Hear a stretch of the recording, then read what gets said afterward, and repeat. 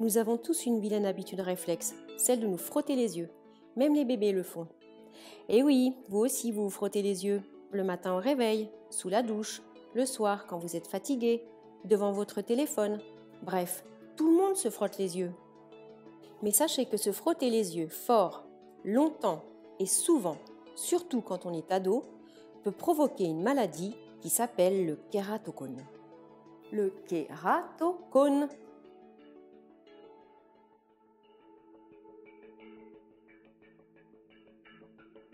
C'est une maladie qui touche les yeux et qui apparaît le plus souvent à l'adolescence. C'est généralement à cet âge qu'elle est diagnostiquée. C'est aussi entre 10 et 20 ans que la maladie progresse et elle ralentit après.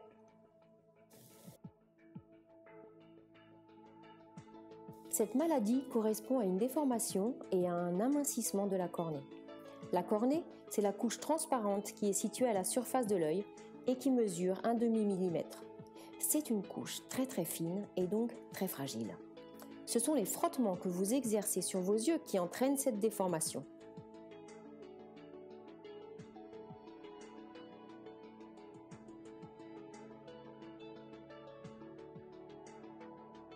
C'est un véritable traumatisme pour vos yeux.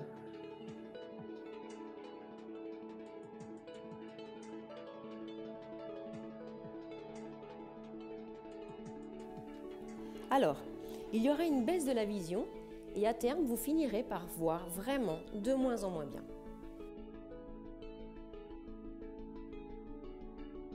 Avec un kératocone, les images se dédoublent.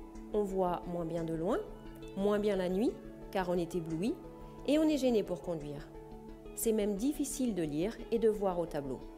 Obligé de se mettre au premier rang. On ne guérit pas de cette maladie, on peut juste freiner sa progression et améliorer la vision.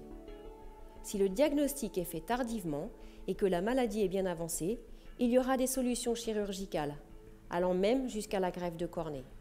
Il faut éviter d'en arriver là quand on est jeune quand même. Alors, comment faire pour se débarrasser de cette habitude réflexe? Déjà, il faut savoir pourquoi vous vous frottez les yeux.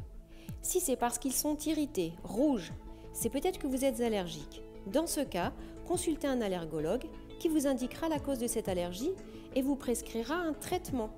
Les médecins ont remarqué que les personnes ayant un kératocone ont bien souvent aussi des allergies, de l'asthme, de l'eczéma, des rhinites et des conjonctivites allergiques. Si vous passez beaucoup de temps sur votre téléphone, eh bien l'idée c'est de réduire ce temps d'écran. Pas facile. Dans ce cas, faites au moins des pauses régulières. Et oui, parce que quand vous êtes sur votre téléphone, vous clignez moins souvent des paupières et ça entraîne une sécheresse au niveau des yeux qui vous donne envie de les gratter. Et puis, si vous avez l'habitude de dormir la nuit en appuyant sur vos yeux, pas le choix, il faut changer de position.